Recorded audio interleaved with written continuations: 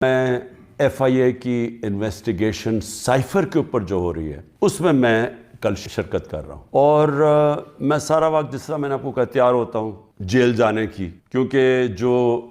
Minister interior کا رانا ثناء اللہ ہے جس کے نیچے ایف آئی اے ہے، وہ تو پہلے ہی کہہ بیٹھا کہ عمران خان کو جیل میں ڈالیں گے ہم یہ سائفر کے اوپر۔ تو مجھے نہیں پتا، کیونکہ اس وقت کوئی قانون تو ہے نہیں، جنگل کا قانون ہے، جسے مرضی چاہو جیل میں ڈال دو۔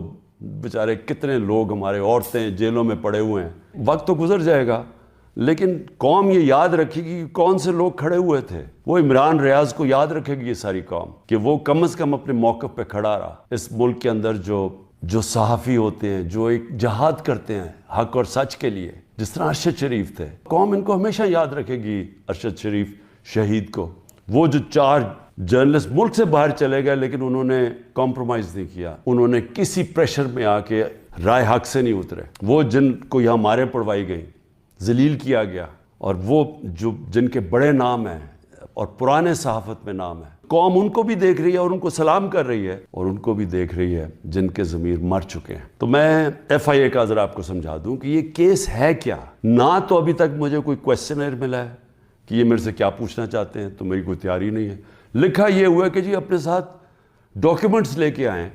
مجھے یہی نہیں پتا کہ آپ نے پوچھنا کیا، تو ڈاکیومنٹس میں کیا لے کے آؤں؟ اور پھر سے میں یہ کہہ دوں کہ آپ کے انٹیریئر منسٹر تو فیصلہ کر بیٹھا ہے،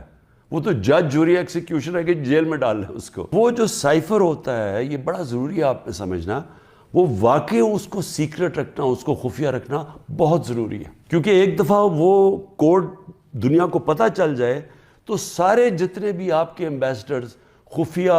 میسیجز بھیج رہے ہوتے ہیں فورن آفس باہر کی دنیا سے، وہ سارے پبلک ہو جائیں گے، جس طرح وکی لیکس کے اندر پبلک ہو گئے تھے۔ یاد رکھیں وکی لیکس میں امریکن ایمبیسڈرز جو ڈاکیومنٹس بھیجتے تھے، جو کمیونیکیشن بھیجتے تھے اپنے اسٹیٹ ڈپارٹمنٹ کو، وہ سارے پبلک ہو گئے تھے، اور اس میں کئی انکشاف ہوئے جس میں دیکھنے والا جو پاکستان کے اندر ہمارے سیاستدان وہ کیا باتیں کر رہے تھے ایمبیسڈر سے، وہ بھی دیکھنے والے ہیں کہ کتنے دوگلے تھے۔ اور انہوں نے، میں یہ اللہ کا شکر ہے میں یہ کہتا ہوں، انہوں نے کہا کہ ایک آدمی ہے جو ہمارے سے بات کرتا ہے وہ پبلک سے کرتا ہے، باقی انہوں نے کہا باقی جتنے پولیٹیشین ہیں وہ ہمیں کچھ کہتے ہیں، پبلک میں جا کے کچھ کہتے ہیں۔ جو سائفر آتا ہے فورن آفس کے اندر، وہ کبھی کسی کے پاس نہیں جاتا، وہ صرف فورن آفس میں رہتا ہے، وہ چوری نہیں ہو سکتا، وہ فورن آفس میں پڑا ہوتا ہے۔ جو ہمارے پاس آتا ہے اور جس میں پرائم منسٹر، پریزیڈنٹ،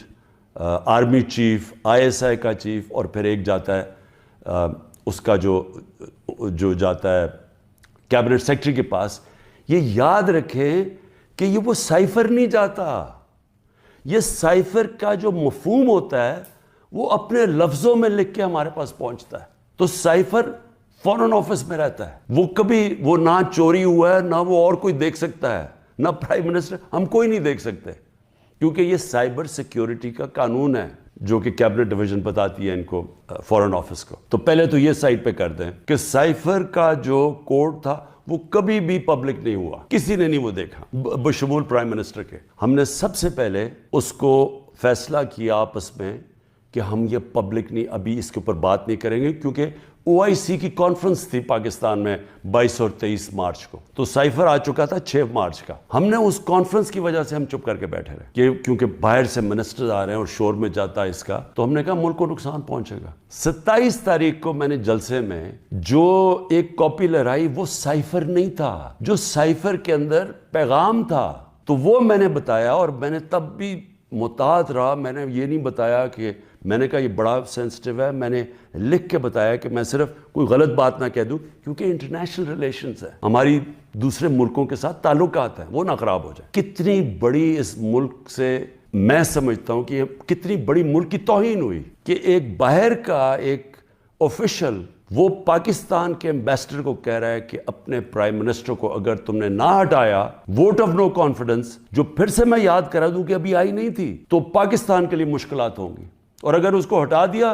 تو سب کچھ معاف ہو جائے گا۔ یہ تھا سائفر میں۔ اور جو ایمبیسڈر تھے، پھر سے میں آپ کو بتا دوں، اسد مجید، انہوں نے لکھا اس میں کہ میرے خیال میں تمہیں اس کے امریکہ کے خلاف ان کو پروٹیسٹ کرنا چاہیے, ڈیمارش کرنا چاہیے کہ یہ کبھی اس طرح کی زبان استعمال نہیں ہوتی, ایسی دھمکی نہیں دی جاتی. میں پہلے کیبنٹ میں رکھتا ہوں, پھر 28 مارچ کو نیشنل سیکیورٹی کاؤنسل میں رکھتا ہوں, اور وہ نیشنل سیکیورٹی کاؤنسل میں سارے سروس چیف ہوتے ہیں. جنرل باجوہ تھے وہاں, ایئر چیف تھے, ادھر نیوی کے چیف تھے, جوائنٹ چیف آف سٹاف تھے, ہمارے ساری کیبنٹ کے سینئر ممبرز تھے, فورن آفس کے سیکرٹری بیٹھے ہوئے تھے. اور اس میں کیا فیصلہ ہوتا ہے کہ ہمیں جس طرح امبیسڈر اسد مجید نے ریکمینڈ کیا, ہمیں ڈیمارش کرنا چاہیے, ہمیں امریکہ کو پروٹیسٹ کرنا چاہیے کہ یہ آپ نے ہمارے اندرونی معاملات میں مداخلت کی. تو جب وہ اس میں آ گیا نیشنل سیکیورٹی کاؤنسل میں اور ڈیمارش کر دی, تو جو اس کی جو سائفر کے اندر چیزیں لکھی ہوئی تو وہ تو پبلک ہو گئی. کیونکہ جب آپ نے پبلک ایک سٹیٹمنٹ دے دی کہ کہہ دیا کہ ہم نے اس کی کیا, تو وہ تو سیکرٹ تو نہ رہا وہ, کیونکہ ڈیمارش نے اپنے کس پہ, تو یہ چیزیں سامنے آ گئی نیشنل سیکیورٹی کاؤنسل میں اور کیبنٹ میں بھی ڈسکس ہو گئی.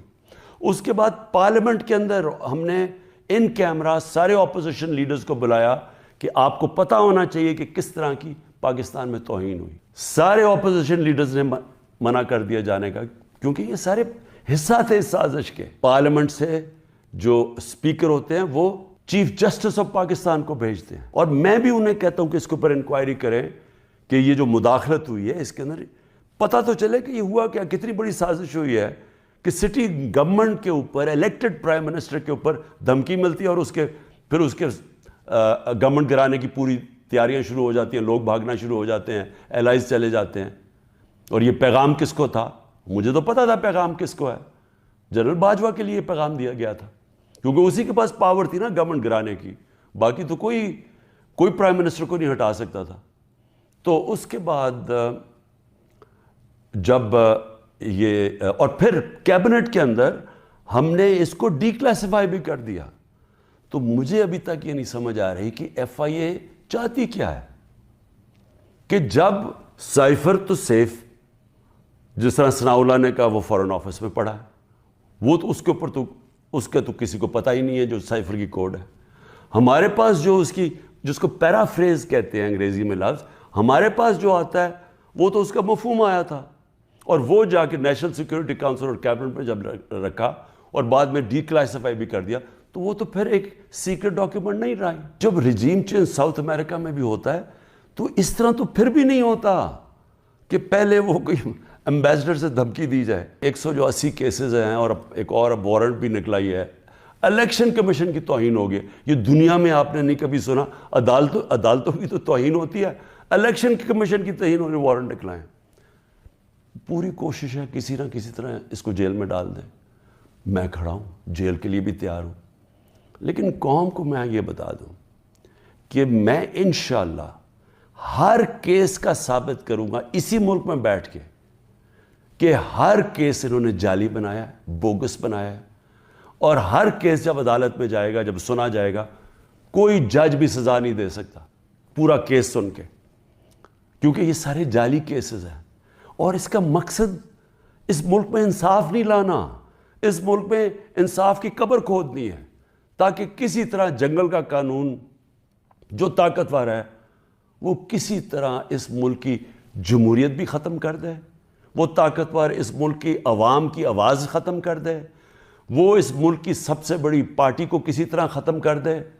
اور کسی نہ کسی طرح یہ چوروں کا ٹولہ جو 30 سال سے ملک کو لوٹ رہا ہے, کسی نہ کسی طرح اس کو پھر اوپر بٹھا دے.